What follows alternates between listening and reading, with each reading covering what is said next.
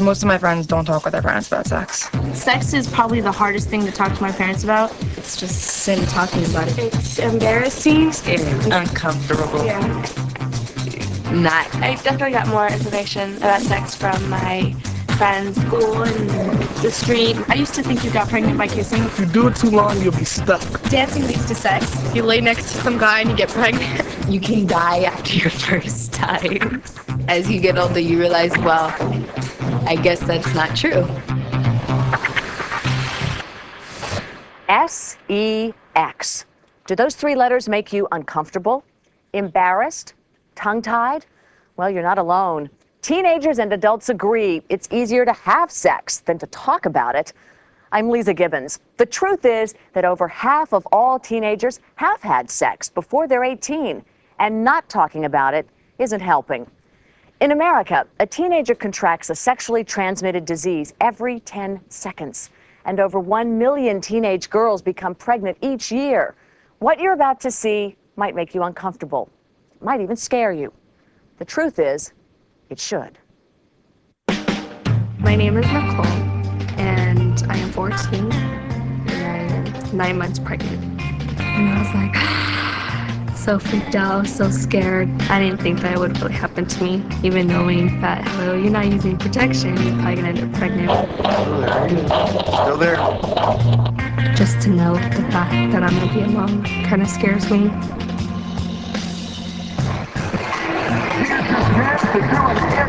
My name is Raul, and I'm 17 years old. The first time I didn't use a condom, nothing happened, so I thought that if I didn't use it again, it wouldn't happen again. 9 months ago, Nicole and Raul had sex without using any protection, and their lives changed forever. I was scared when I found out. To tell my mom that I was pregnant was very hard for me. She was so disappointed. I'm still in high school, and it's hard to imagine that I'm going to be a father in a few weeks. My name is Clemente, and I'm 17 years old. My name is Diane, and I am 17 years old. Clement and I have been going out for 3.5 months, and he's great. I'm not the type that likes to use a condom. I don't know myself why we don't use protection. We know the consequences, but when you're into it, you just think about pleasure, and that's it. I think with my head, but I react with this. I don't want to get her pregnant. I got future plans. I want to go to college. I want to be a special ed teacher. Having a baby will just get in the way of things. But I'm thinking, nah, it won't happen to me. I know it won't. As far as Diane and Clemente know, they aren't pregnant. But after they admitted to being less than safe when it comes to sex, we asked them if they would take a pregnancy test at a local clinic. When's the last time you had unprotected sex? Last night. So you've had unprotected sex since you've had your last period? Mm-hmm. Now, if by chance your pregnancy test comes out positive, okay, you do have 3 options, okay, to either have a baby, to have an abortion, or you could go through adoption procedures. Yeah, I guess we'll have to talk about that. All right, Diana, here's a cup for you, and then the lab tech will test it, and they'll give you your results tomorrow. Okay. Because now I know I don't have as much going for me as I probably could have without a baby. I was thinking maybe I would have dropped out of school so I could support the baby. If you are making $5.75 an hour, 90% of teen parents live in poverty. It's just gonna be so much harder. I didn't even realize this until right now. You know, I'm not even old enough to drive. I was wondering if you guys were hiring right now. Nicole and Raul are trying to beat the odds by finishing high school, finding jobs, and staying together. Raul will always be part of this child's life. He has said it to me many times, and he has shown it. Okay. The majority of teen moms are single parents. We arranged for Diane and Clemente to separate for the afternoon to see what their future might be like if they were to suddenly become teen parents. Hi, I'm Melissa. Hi, I'm Diane. Come in. This is my son, Alex. He's 18 months right now. Hi, Alex. Who's Clemente? My little boy, Richard. So, Richard? I'm 18, and I had my son when I was 16. Back when I was 15, I became a daddy. 14, I found out. Just one day when the condom busted, man, I just had a feeling. And thoughts ran through my head of, leaving, splitting. We didn't talk about abortion. We didn't talk about adoption. Just, I guess we just accepted it that she was having a baby, and that was it. Are you still with the baby's dad? No. No, we're not.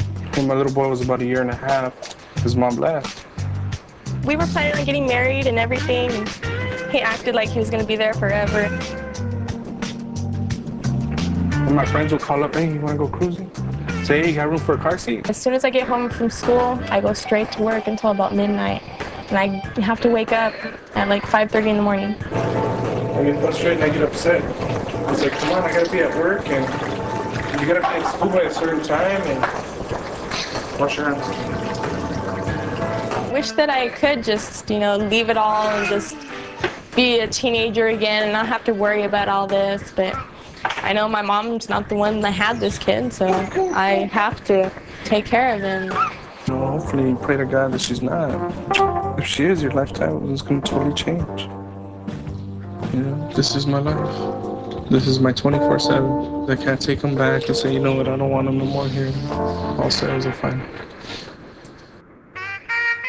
Seeing him there with his kid, that's no life. I mean, it's like boring, it's sad. But, I have to talk to Clemente today. And we do have different opinions about it. That's why, we have to talk about it seriously. Is it positive or negative? What's going to happen if I am? Deep breath in, chin to your chest, pull those legs back and push really hard. Push, 1, big breath. Push again, push again, push again. Deep breath in. It's 1 p.m. Nicole has been in labor for 12 painful hours. Do it again. At only 14 years old, the risks for both mom and baby increase. I'm worried about the baby, if it's going to come out okay or if it's going to be sick. Okay. Nice.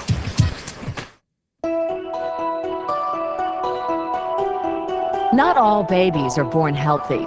To better understand how the risks they take could impact an innocent life, Diane and Clemente visit Children's Hospital Los Angeles. They have no idea what they're about to see. Sometimes some babies are not full term, they're not big healthy babies, some have problems, and there's a higher ratio of teens having premature babies, and there's always a possibility that the baby is not healthy.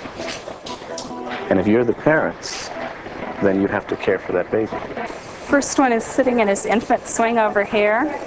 He has some abnormalities of his brain, and he also had some abnormalities of his airway, so he has a tracheostomy, and that's how he breathes. This other little baby over here was born as a preemie, so 10 weeks early, but was born with a number of abnormalities, including his abdomen wasn't closed, so he had a big defect, and where his skin should have been was his intestines, essentially. But his mom is a 16-year-old mother.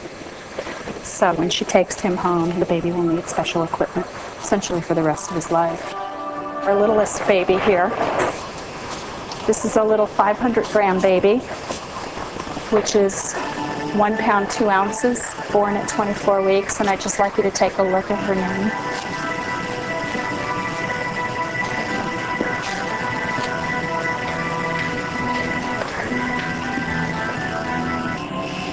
The reality is that this is someone's baby, and it could be yours. I wouldn't want to be in this position, I mean, it's not my baby, and it hurts to see, it hurts me. I can't even think right now, it's just like, traumatized, 1, 2, 3, 4, 5, 6, 7, 8, 9, 10. One more. Come on, really hard, baby. Come on, go. Everything you got. 1. Here we go. There you go. You got a little. Oh my gosh. You okay? Oh my gosh. With tons of hair. Grab your baby. Grab your hand. Put your hands out there. There you go. Hold up. Well, I gotta see what it is. You did it. Nicole, you did it. No, Emily's here. The results of the pregnancy test are in. Well, now that I've experienced all this, you know, I hope it's negative. It better be negative. I mean, if it's positive, they better take another one.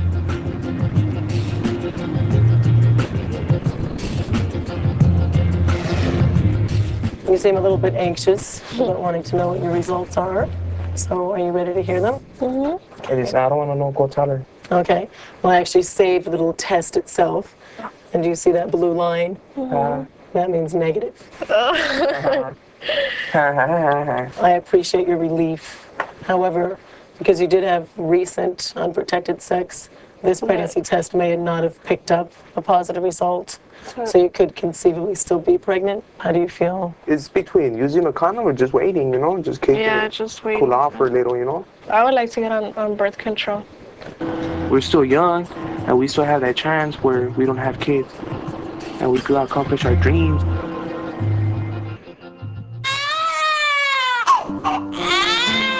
Her crying, her always wanting to eat, you know, I can't really get a lot of things done around the house. My teen years were like this. I could have had my teen life still. I only come here like when I can. I'm still looking for a job. It's very important for Will to get a job and support the baby financially. She made our relationship change, just different feelings towards each other and a lot of hard times. Now that the baby's here, I mean, there's more arguing between me and Nicole. Now it's about the baby, and not about us no more. 3,000 teenage girls become pregnant every day.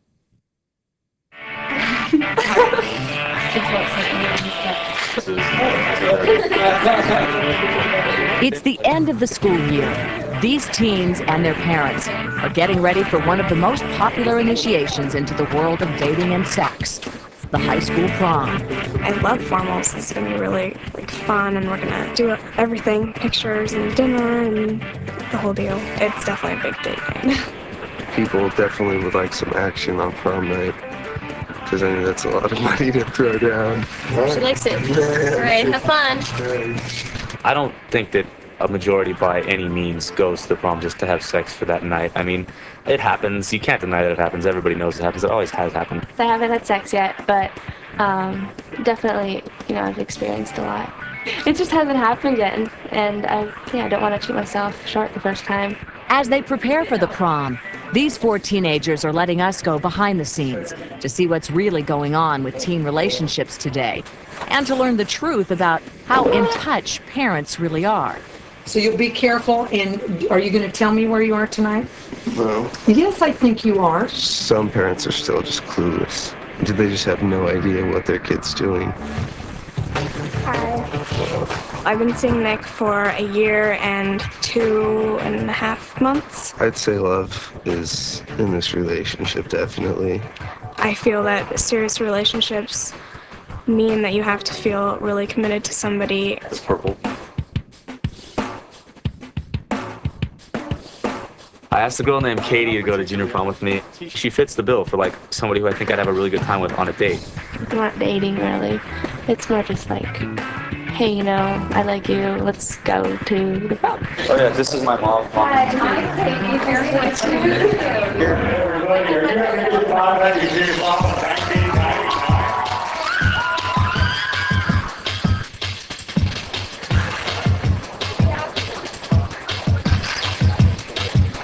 Sex after the prom is kind of just like the goal. I mean, some sort of sexual activity is kind of what's hoped for. I mean, I don't think people really expect sex. They kind of expect something, though. Guys think about sex so much more than girls, it's beyond belief. I guess that's just the way we are, because we have that like testosterone and stuff, and they don't. I think a lot of the girls are more into it than you'd expect. It always seems like that has to count, you know? It's just like, what's wrong with leaving it how it was? It was great, you had a good time. Like the song. I'd like to ask girls why they don't like sex as much. Do males and females really think differently when it comes to sex? After balancing romance and raging hormones at the prom, our teens and their friends get a chance to explore the truth about the opposite sex. Loveline's Dr. Drew Pinsky helps them get the answers to the questions everyone is usually afraid to ask. What do you hear the guy say? I know a lot of guys who like feel that they need to have sex because they think that all their friends are doing it like every day and that they need to like keep up. It's way more of a guy thing, the whole like losing your virginity. You can love somebody without having sex with them, but if you're going to have sex with somebody, it would be ideal if you love them. For guys, it's like, if you don't have sex, you know, people rip on you, they call you a wussy and stuff, they make fun of you. If you do have sex, they're like, yeah, you know, you're the man. So men and women see things very, very differently, and we don't do enough discussion about that. What do you want girls to know about guys? That guys are horny, and most guys will take it any way that they can get it. I know a lot of guys that are willing to wait and say, you know, the person they have sex with is someone they love and truly care about. How would a young woman know if you guys are just looking for a prime situation or a relationship? Well, they don't. It's kind of, I mean, that's how it is. You don't really know what the other person's thinking. What would you want guys to know about girls? Be careful with sex, just because it can be very like powerful over the girl's emotions, and sometimes there's more emotion behind it than they realize. Even if the girl doesn't say it, she's just like, oh yeah, you know, hey, cool. I think you're right that both people should know, like, what kind of emotional toll they might put themselves through. And, you know, guys are also smart enough to say, you know, that maybe they'll sit down and think about it, and that, you know, maybe sex isn't what they want to do right now. 1/4 of all the people living with HIV were infected with the virus as teenagers. I think you need to know that sex is it's a risky deal. When you are a teenager, you're having a good time, you're being spontaneous. You don't necessarily think about the consequences. Every hour, 2 Americans under the age of 20, under the age of 20, become infected with HIV. Be safe. It's not just sex, it's your life. And why would you want to risk that?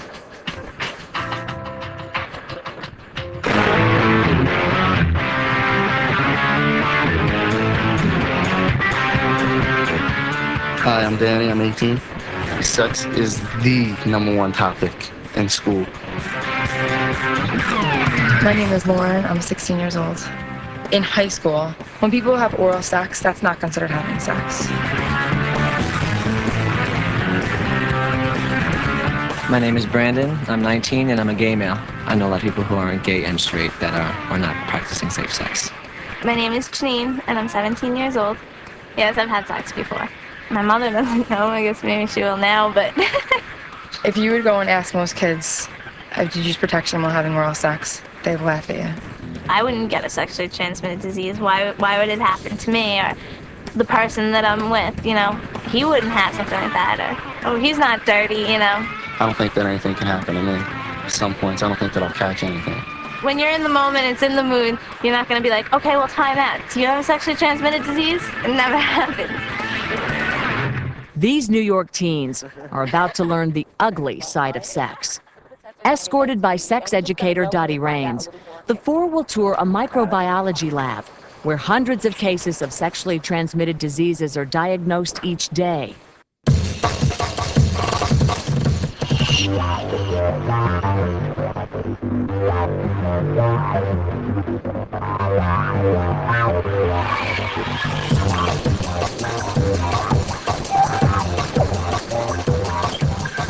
What I'm going to do is I'm going to hand out these little cards. Just don't turn them over. And I just wanted to know if you can tell what kind of STD is on the card by just looking at it like that. Do you know? Like this? Yeah, just like this. No. This, I would say, would resemble a person. See, by looking at this card, you cannot tell if this person has an STD. But when you flip your cards over, then you can tell. Oh. Okay. You see? Yeah. What is the most effective way not to get an abstinence? Right. And I guess that sounds kind of corny, you know, when somebody's like abstain, it's like, what? I mean, how do you feel about abstinence? Hardly ever happens. Okay. Any sexually active person can catch an STD. To learn more, the group is joined by infectious disease specialist, Dr. Mark Kaplan. Here's some seminal fluid, okay? There's a cc of seminal fluid. in here. This material can contain in it herpes, papillomavirus, chlamydia agent in it. It can spread the AIDS virus, and you are microbiologists are allowing this stuff inside of you without figuring out what's in there. You got to be nuts. Chlamydia, it's probably the most common sexually transmitted disease to teenagers. Let's take a scenario of a young man comes down with chlamydia. What does he get? He starts to notice when he's urinating, he has tremendous burning. The problem with a woman when she gets chlamydia, she doesn't really know she gets it until when she starts to decide to get pregnant and she finds that she's infertile. And this may be 8 or 10 years later. And it's a devastating thing, as you can imagine. You know, and it's 1 in every 10 point something seconds that a kid is getting an STD, and that's most likely chlamydia. Another kid just got an STD. That's how frequently these agents are transmitted.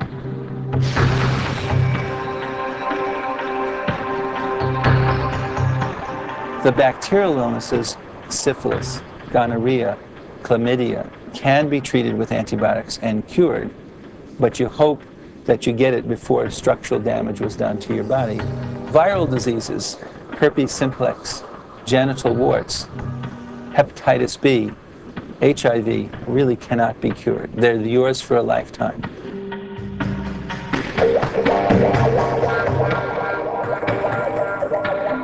HIV, the virus that causes AIDS, has no cure and has killed almost 500,000 people in the United States alone.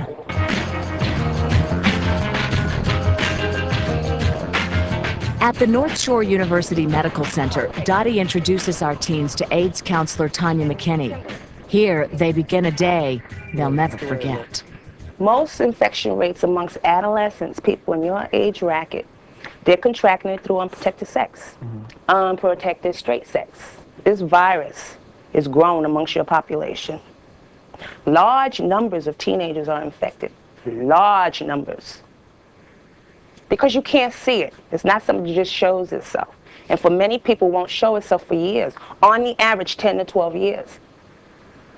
To better understand the reality of this deadly virus, Tanya asks Dottie and the teens to take an AIDS test. Although this is not a real test, no blood will be drawn. Everything else about the process will be as real as possible. I want you to feel this process. I want you to really get your head set in a way in which you feel like you're actually going through the test. I'm more scared of getting someone pregnant than I am of STDs or HIV. Do you know that, the possibilities are kind of side by side? Whenever there's unprotected sex, there's the possibility of both. Yeah. I want you to choose a bracelet. We don't really know what's what, but they all could possibly represent HIV positive status. As I'm placing this bracelet on your arm, I want you to pretend as though I actually drew your blood. And I want you to wear this bracelet for the rest of the day, because you're going to come back later and I'm going to tell you a result. You just think, what if this was real, you actually, all the things that are going through your head about your past history and what you've done and what you could have exposed yourself to. It's kind of nerve-wracking. It feels very real. Yeah. It's kind of really real.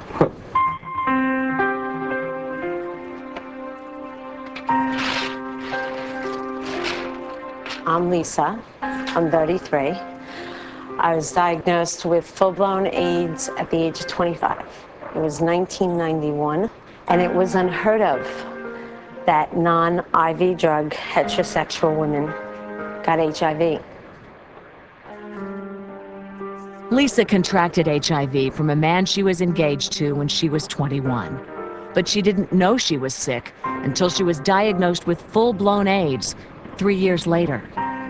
I am not Arthur Ashe. I'm not Magic Johnson. I'm not some famous movie star. I'm not Rock Hudson.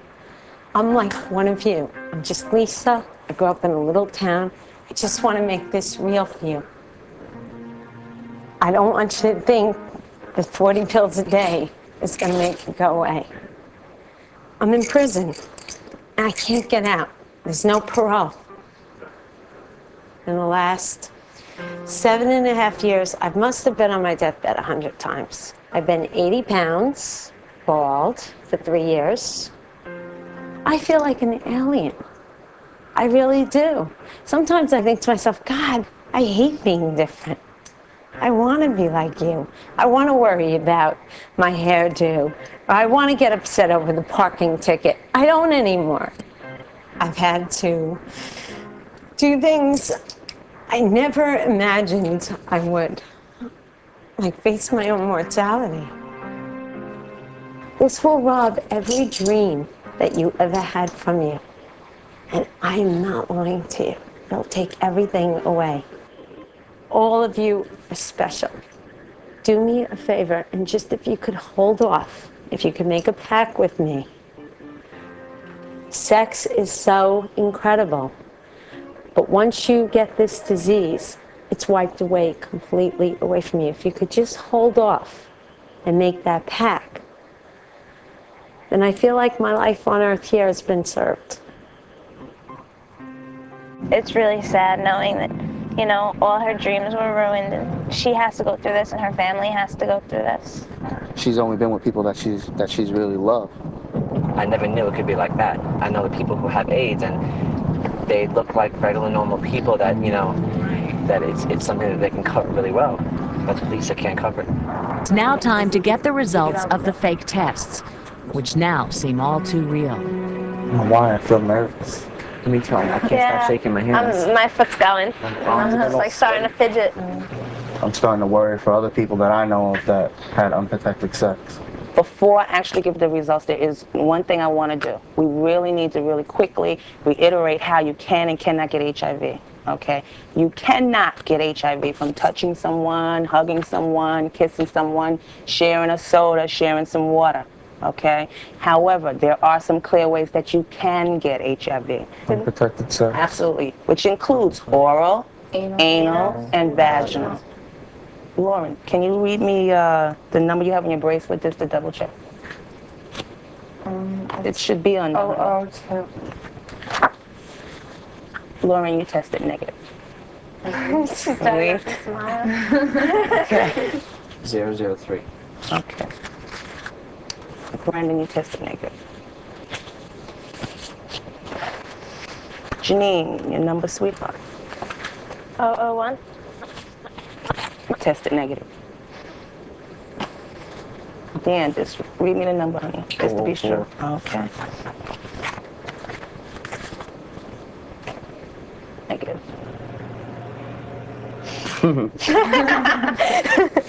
What about Dottie? Well, Dottie, why don't you? Well, my number is 005, and for me, this is not a game. I'm 23, and I'm living with the AIDS virus. I contracted this disease at age 16. When I first found out, it was just a routine checkup for me. I didn't know of anyone who was HIV positive that I slept with. They didn't look sick. I felt like this could not happen to me. But you have to realize this disease does not care. You can be black, white, poor, rich, have a job, be unemployed, it doesn't care. I just cannot stress to you.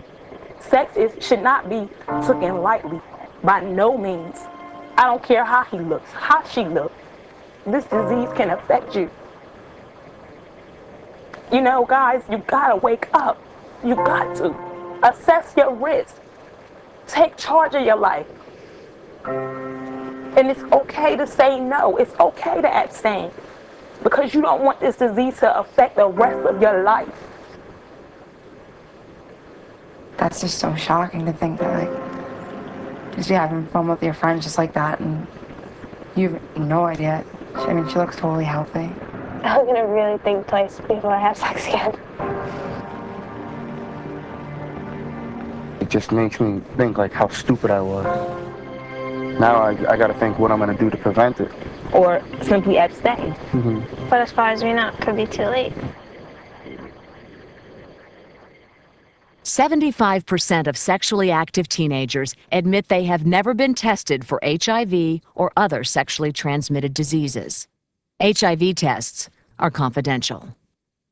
I don't think my parents take my emotions about like girls or anything very seriously, because I think they think that like maybe I'm too young, or we as general teenagers are too young to experience stuff like love and stuff like that. After learning how to talk to each other about sex, Dr. Drew asked the teens to do something they normally wouldn't do. He asks them to talk to their parents. What would you parents like to know about teens when it comes to their sexuality and their dating habits? I always want to know if they're being careful. So contraception, safe sex. What do you guys want your parents to know? Their generation started the free love movement. All right. The movement of all that stuff. Yeah. Like, they should be able to deal with what has come from what they've done. Sex, drugs, and rock and roll isn't what it's all was made up to be also. You know, we went through it, we saw what happened, and there's been a lot of tragedy that came out of that. Is there anything we can do to make this an easier topic to talk about? Parents should tell their kids more about when, like, their own experiences when they were kids, so they can relate. Don't feel so, like, different. But don't, like, judge and, like, tell them exactly what you feel, or they'll stop coming to you. Anything you guys have learned? Well, I learned that it's important not to be judgmental, and that it's important to continue to validate their feelings and let them know that we do understand what they're going through. A lot of kids are going through all these changes emotionally, and when they don't have their parents to support them or understand, and it causes a lot of problems. The truth about sex is that the United States has the highest rates of teen pregnancy and sexually transmitted diseases in the industrialized world. And every sexually active person runs the risk of becoming a statistic. The truth is that sex is a natural and healthy fact of life. But the choices you make now can change your life and the lives of those you care about forever. Sex can be difficult to talk about. But talking about life's tough issues won't hurt you. It's not talking about them that will. I'm Lisa Gibbons.